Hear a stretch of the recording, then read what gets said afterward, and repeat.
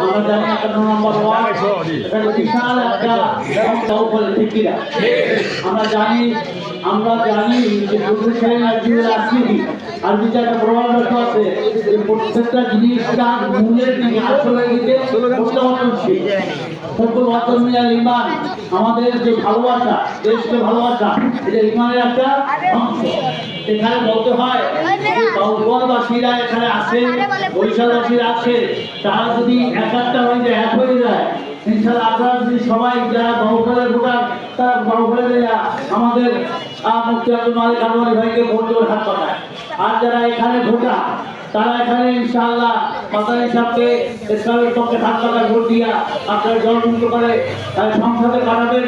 সেখানে মদের ব্যাপারে, জেনার ব্যাপারে, অবিচারের ব্যাপারে, অত্যাচারের ব্যাপারে, সন্ত্রাস দুর্নীতি চাঁদাবাজির ব্যাপারে আমরা কঠোর পদক্ষেপ দেব ইনশাআল্লাহ। এই এলাকায় চাইলে আর চাঁদাবাজি করতে দেওয়া হবে না। চাঁদাবাজি বলতে কিন্তু যত বড় সব বিচার হয়।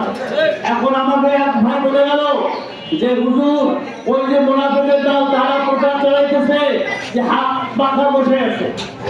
আপনারা এই ধরনের কথা যদি কেউ বলে আমি স্পষ্ট বলি, প্রশাসন থেকে শুরু করে নির্বাচন কমিশন কেউ যদি বলে যে মাদানী সাহেব হাত পাখা বসে আছে, আমি আপনারা নির্বাচন করছি, তাকে সাথে সাথে পাঁচ জোটা খুললা আগে কয়েকটা লাগাই দেবে।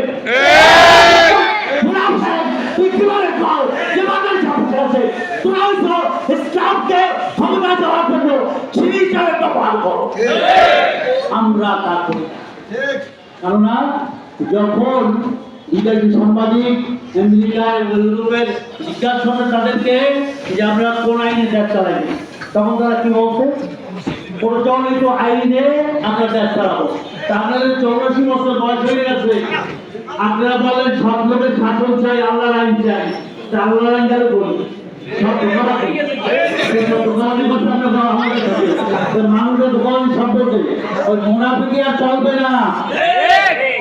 হাত টাকা বলছে তোরা বসে দাবি হাত টাকায় বলতে জয়যুক্ত হবে ইনশাআল্লাহ।